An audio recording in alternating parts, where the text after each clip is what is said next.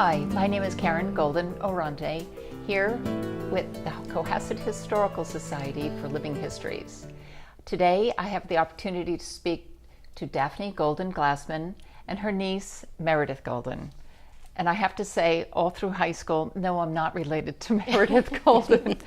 So we are very excited to talk today about the Black Rock House that Daphne grew up in, yes, as well as her experience coming to the South, being in the South Shore and growing up between Cohasset and the Brookline, various other places. Right, because the Black Rock House was not heated during the winter. Well, so it was the cottage that we lived in that was not heated. So, but it was very interesting talking about how your dad, Albert, and Edith got to Cohasset via Hull through the Atlantic House. Yes.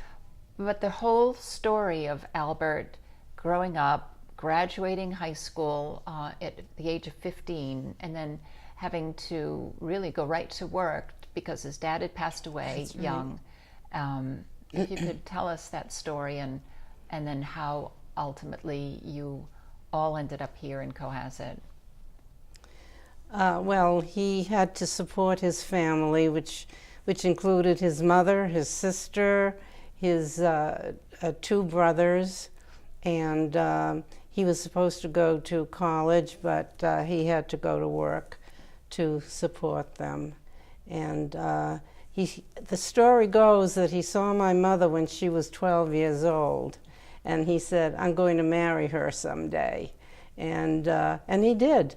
But they had to wait like 8 years at least. No, more than that, 10 or 11 years, yeah. But they did get married.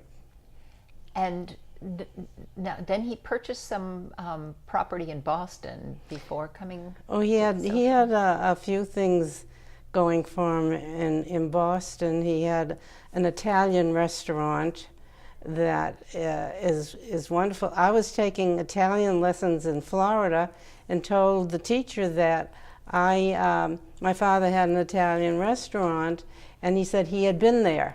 Wow. Which was kind of fun. And so then he purchased the Atlantic House, and he was really an entrepreneur. And then he bought the Black Rock House, and I was born right after that in 1927. So he purchased the Black Rock House in 1926. Yes. Now, what's interesting for a variety of, after researching, we had three Black Rock houses. Yes. The first Black Rock house was actually built in 1756. This is on Jerusalem Road, on the ocean side. And then that was demolished, and then we had the second Black Rock house that was built in the 1800s. And then finally, that was demolished, purchased actually by Sarah Smith, who demolished this and built the Black Rock house that we do know. Now, what's interesting is, was this the one with her, where her room was? Yes. Yeah. Mm-hmm. So if you could point out where your room was on this. Well, this is what was known as the East Cottage, and there was a West Cottage over here. My room was right over here in the East Cottage, and the ocean was right over here, and I could see I could see Minet's Light from my room. But I didn't stay in the hotel until I was married and had a family, and while we were building our house in Lexington, we stayed in this area right in here for the summer. Tell us some of the stories as growing up with the hotel. You were employed there. Well, during the war, 1941, we couldn't get help, and so I was it. I was in the office. I ran the switchboard, took the reservations, made out the bills. I did everything. I was the only one in in the area because my father had to go in every day to the Italian restaurant and do the shopping in Haymarket Square and bring back food to the restaurant and then to the hotel. And so I was it. And I had time to go into the billiards room and practice my pool. And I used to play with all the gentlemen, the retired gentlemen, and I did beat them sometimes. Well, you brought today, Meredith, if you could just point out some of the fun things about this menu that from the restaurant when it was open. Karen, this is a copy of one of the original menus from the Black Rock House, and as you can see here, you could get a complete lobster, steak, or chicken dinner for $1.50. And this would include your choice of a variety of appetizers, including fresh shrimp cocktail and little neck cocktail, as well as soup du jour or clam broth. And then you could get Duxbury steamed clams as one of your choices. And then for dinner, you have the variety of different types of lobsters, as well as then your salad and your dessert and refreshments at the end. And for 50 cents more, you could have a wine sauce here. And of course, you could also order some of your favorite beverages from the Windsor room at the Black Rock House. And if you look here, I think everyone would be somewhat envious of the prices and interested in some of the drinks. There was the Golden Fizz, which I don't know what was in it, but it was 45 cents back then, or a whiskey sour for 45 cents, or a more expensive would be the Cohasset cooler for 55 cents. And a variety of whiskeys, rums, cognacs, cocktails, champagnes.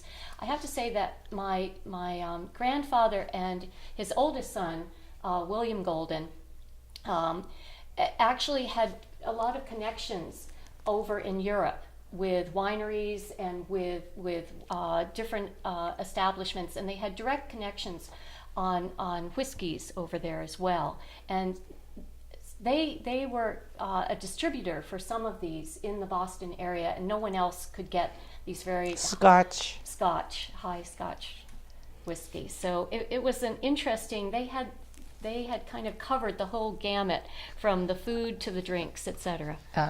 It's fun. It's also fun reading the names of the drinks. I always found that entertaining, even as a kid. At the back. Speaking of drinks, my father they were very famous in the ship's bar for their Tom Collins. And it was a secret ingredient or syrup that my father invented.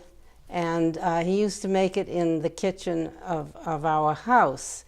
And he was making it one time, and my husband walked into the kitchen, and my father went like this. You can't see what's inside it. And I asked him, please leave it in your will. And he didn't.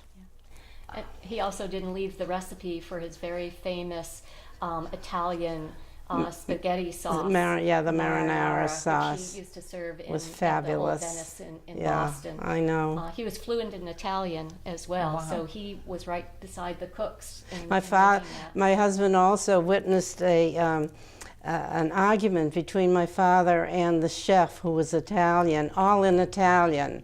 And finally, the chef was disgusted. He threw down his apron and he left. And my father had to go in the kitchen and cook. And this, just to show everybody, this is a wonderful picture of Albert and Edith. What was this from? Do you remember? On a cruise to Mexico. Okay, this is great. Now, it was interesting because the summertime, you were telling me that it was mostly the wives that stayed at the hotel for the summer, and then the husbands would come for weekends. Yeah, a lot they would make of them. like a whole summer vacation for this. Yeah. And it's and Thornton Wilder, and you've had there were several. Thornton Wilder had the best room in the house. It was an octagonal room, and I remember the number. It was number 57. And you remember that too? And you could look out his windows.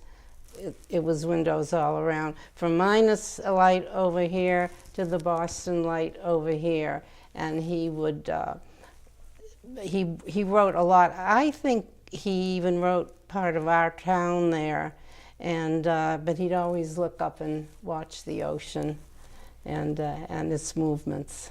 Yeah, it was nice. He remembered that because I was working a reunion at Yale. He went to Yale, and I introduced myself, and he remembered his summers in Cohasset at the Black Rock House. Oh, I didn't know He must have been that. in his late 80s, early. Oh, wow. At that point, Yeah. I don't. He seemed old to me at the time. I'm Yeah, not sure. and George Jean Nathan also stayed there. He was supposed to stay for a weekend, and he stayed for several weeks. He liked it, I guess. There is another photograph here that we'd like to show of your parents with Dr. Jocelyn. Elliot Jocelyn? Elliot Jocelyn. Yes. Yeah, you're right. Elliot Jocelyn was 50th wedding anniversary.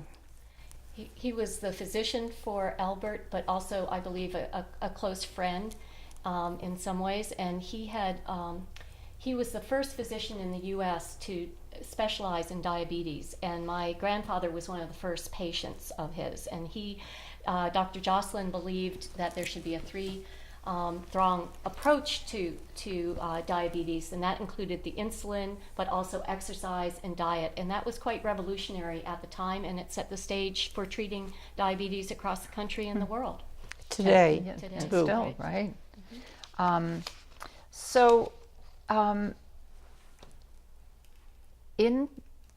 During the war, during World War II, then there was really just the hotel had probably less. They had less supplies, but also less people vacationing yeah. at that point. Right. And during the 50s and 60s, there was a motel. People were driving right up to their bedroom window doors to get into their hotels, which probably made it more difficult for particularly hotels of the size of the Black Rock House. But there's a great photograph up here as well that will show the viewers that this was really quite a sizable piece of land that as well as building that was here situated. When I've shown friends who have been living in Cohasset for maybe 20 years, and I've shown them pictures of the hotel, and they're, where is this? And I said, well, it was in Cohasset, right at Black Rock Beach. Some people don't know about this at all, but it was huge, really. How many rooms were in that? Well, they accommodated about 100 guests. Yeah. If they were all filled at one time, which I don't think they ever would. Yeah. Were. But it also had a big ballroom. But we had. And There was a lot of people who have had, their families had their receptions, wedding receptions in there. It would be lovely to get photographs if anybody has them. Well, my sister here. and I were both married there. Yeah.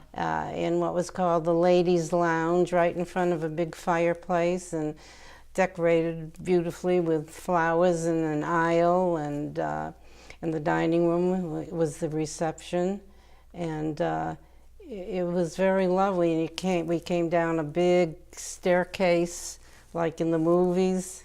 I almost felt like I was in the movies. And my father had my arm, and we walked through the lobby down to the ladies' lounge. tell her the timing, though. You both got married in the same period of time. Well, but 10 it was years it was September 8th because Labor Day was September 6th, a Monday, and we had to be married after the guests had gone and before the help left. So it was either Tuesday or Wednesday, and we both got married on a Wednesday. 5 o'clock. Keep that business going. Yes.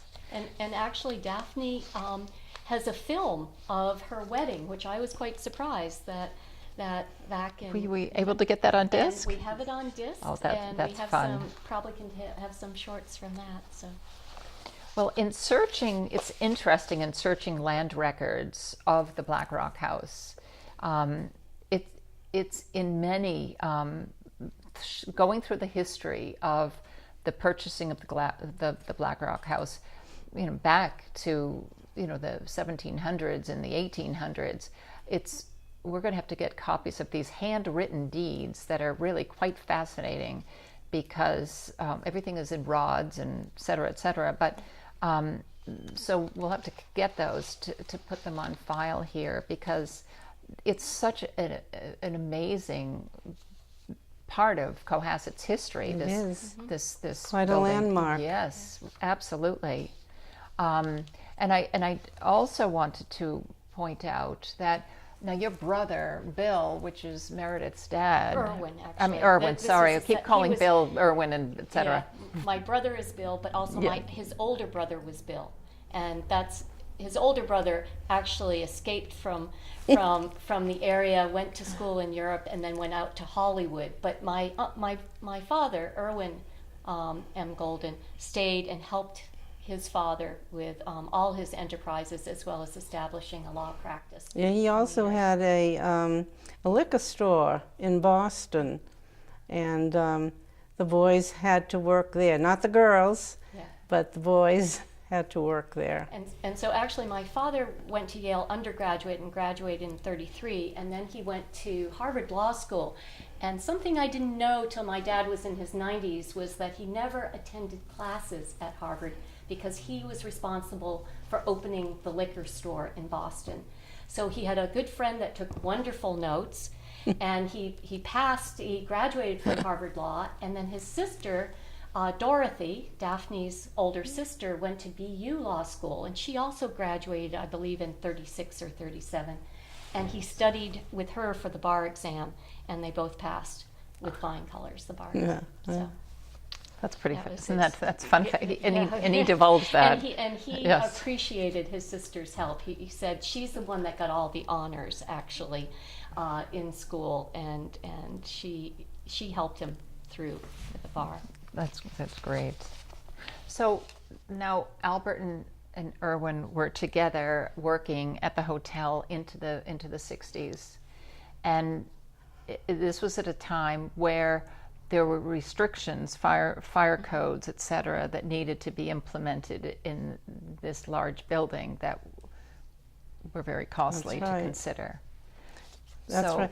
And when my father wasn't, he had rented it for a couple of years, and then nothing was being done with the hotel, and the vandals got in.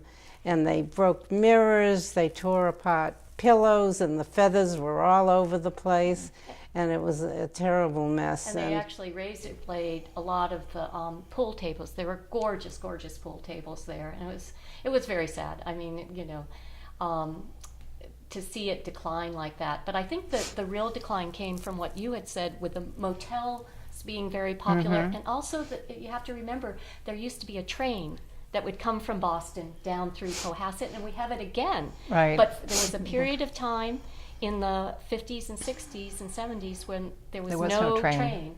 So people did not come down for the summers like they used to. But the people that did come down, because we didn't have help for the kitchen except one little old lady, and my father would take these people. We had a station wagon. And he would take these people to a restaurant on North Main Street, I think it was. I can't remember the name of it. And they'd have their main meal there. I think they probably got breakfast at the hotel with this little old lady. So at that point, though, that was a lot going on with the to bring it back. So that's when it was decided to try to sell the hotel. Right. And my grandfather was in his 80s by then, and my father was very busy with his own practice and his enterprises. So I believe it was in the mid to late 60s that they decided that it would be just too expensive to try to renovate the hotel, and given the demand for hotels had pretty much disappeared at that point. So that's when the decision came to sell. So they did sell it, and the person or contractor or whoever bought it had an auction and auctioned off the insides. But I don't know about any of the rest of the family, but I went through that hotel like wind and took everything that was of value, I thought, or that I remembered sentimentally and so forth. And then it went. Yeah. The one thing that I regret that we didn't recover was the registration book, because I remember as a child going into the hotel, and I was probably about 4 years old when there were still quite a few number of guests, and my grandmother would be behind the desk. There'd be little candies. She'd always give me a little candy that they had sold in front, but she had a big, I believe it was a big red book, and everyone. I remember it as green. And maybe, well, you actually probably have a better memory than I. And everyone would sign in, and there were so many fabulous people throughout its history. That's that right. Had That's signed in. right. It would have been wonderful. Peggy Wood, Jane Cowell, Celeste Holm.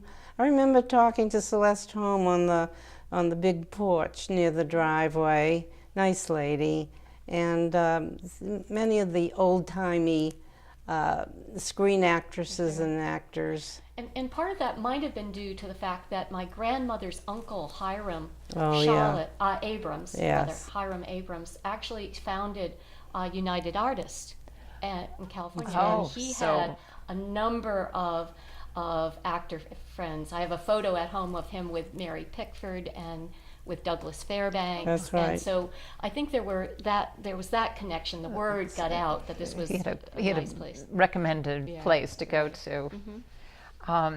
So when the building was, ultimately was torn down, the land was sold actually, and they did try to build an apartment complex there. And which had nothing actually to do with our nothing family to do. at that point. So the land is, this whole section of North Cohasset, as it says in all the deeds, has really gone through a lot of changes. But to look back at these photographs of the Black Rock House is really, it's fascinating, and it's part of Cohasset's history that I think is really important that we hold on to. And as I said, there are people who have no clue that something is. One thing I forgot to tell you, at the same time that he was first running the Black Rock House, he also owned part of Paragon Park. Oh, that's right. With his cousin. And then he finally sold his share to his cousin. But he did keep the front where all the stores were, and he did own that part. And your father owned the back where the diner is, behind the whole roller coaster. That's right. Yeah. And the ballroom that was there. Was the Paragon Park. What was the name of the ballroom? Paragon Park Ballroom. There were several ballrooms there too, and in fact, my mother would tell me stories that when my father was a young attorney, after he finished his job, he would go over to park cars for his father at the ballroom late into the night, but be back in time to give my sister her 2 o'clock feeding. So they were that family. The men and the women had an incredible amount of energy and determination, and they worked extremely hard. I remember my grandmother in her kitchen cooking for the staff. That's right. A lot of the times. So they did take an occasional break. She liked to go to Europe to hear the operas in the wintertime. She went 2 major trips, I think, and she would go down to Mexico and to California to visit their son in California. But when they weren't on those few vacations, they were just working constantly into their 80s. Yes, they were. Wow. My mother at the hotel, when I was in high school and working all day practically, she would come and relieve me in the afternoon so I could go to the beach. Well, forget the beach, I went to bed. Had to have a sleep. Yeah. Well, Daphne and Meredith, this has really been a treat. It's really been wonderful to take a look at these fascinating and really historic photographs of the Black Rock House and your family's multiple decades of involvement in this historic building in Cohasset. And thank you so much for all of the photographs and telling us the story of your families. It's been wonderful. Well, Thank you're you very very much. welcome. so We much, Karen. enjoyed It's it. been a pleasure, and we appreciate all that you do for Cohasset Well, and keeping memories alive. Well, it's important. Yeah, and very then nice. we'll be a memory one day, too. Okay, thank you. Thanks. This is Karen Golden Oronte for Living Histories. Thank you very much.